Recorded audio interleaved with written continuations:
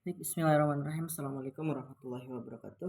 Halo teman-teman, balik lagi bersama gue Muhammad Syafril Fariji pada pertemuan kita yang ke minggu 13 ya, minggu 13. Kenapa minggu 13? Karena kita pernah satu kali nggak ada learning journal. Pada pertemuan ke-8 itu nggak ada learning journal ya, jadi agak keskip sebenarnya gitu. Jadi karena emang libur ya, libur awal puasa kalau nggak salah ya. Jadi karena kita bakal lanjut nih ke pembahasan kita berikutnya, yakni tentang pendekatan creative writing dalam penulisan berita dan artikel serta inovasinya dalam bahasa di era digital yang dibawakan oleh kelompok 4 yang beranggotakan total 9 orang yang mulai dari Faris Setiawan, Fadli Trikarbi Purba, Revi Lutfiyah, Muhammad Rain Febrian, Alfa Pratama, Ivan Zulkais, Aprilia Zahara, Abi Rapsanjani, dan Jahrotul Jannah ya. Yang kita bakal langsung bahas aja pembahasannya pada saat ini ya teman-teman.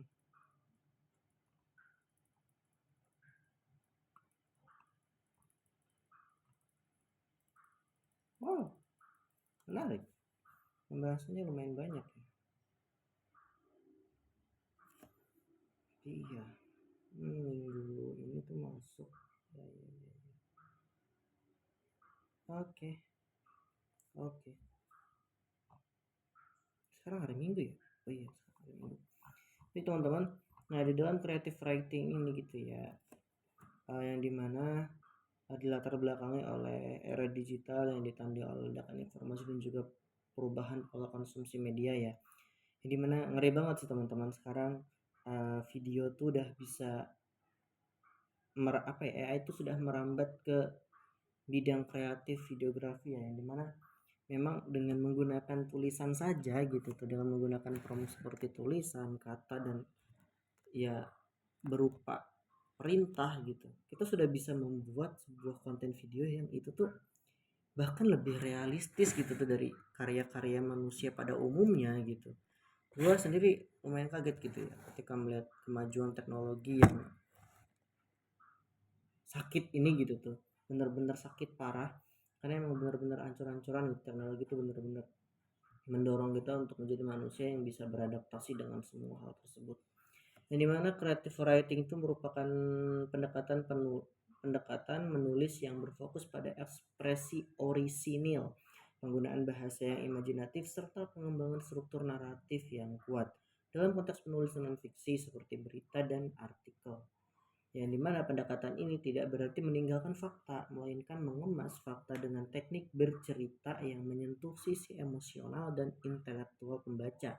Yang dimana sebagaimana dikemukakan oleh seorang penulis berita masa kini ya, yang tidak cukup hanya menyampaikan informasi saja, yakni dia juga harus mampu menyampaikan atau mampu bernarasi gitu ya, bernarasi dengan cerita gitu tuh, yang memang itu tuh bisa menyentuh sisi manusiawi dari sebuah fakta gitu tuh ya.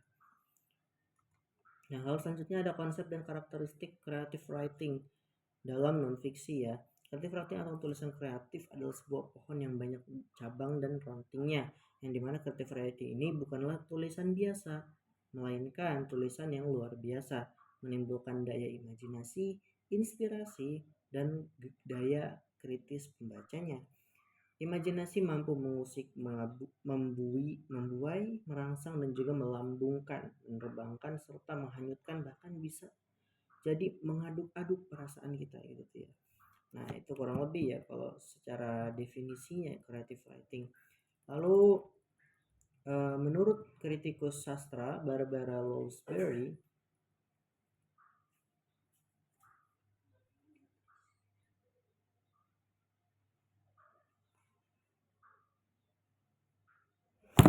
aduh, ah, ya. Menurut Barbara Lowsbury dalam bukunya The Art of Fake, yang dimana menyarankan 4 karakteristik konstitutif dalam genre tersebut, yang dimana tentang creative writing ya. Yang pertama itu adalah subjek yang didokumentasikan dipilih dari dunia nyata, bukan yang diciptakan, namun dipikirkan penulis. Dengan ini, ya berarti bahwa topik dan peristiwa yang dibahas dalam teks tersebut dapat diverifikasi kebenarannya di dunia nyata. Jadi apa subjek yang diciptakan di dalam tulisannya itu tuh dia tuh tidak diciptakan oleh penulisnya, namun itu memang ada real secara fakta, itu tuh ada di kehidupan nyata gitu problemnya ya, problema atau berita yang akan disampaikan. Lalu yang kedua ada penelitian menyeluruh yang menurutnya memungkinkan penulis untuk mengubah perspektif baru tentang subjek mereka dan juga memungkinkan mereka untuk membangun kredibilitas narasi mereka melalui referensi dan dapat diverifikasi dalam teks mereka. Jadi penelitiannya itu harus secara menyeluruh teman-teman, supaya dia tuh dalam penyampaian perspektifnya itu tuh subjektif gitu tuh ya.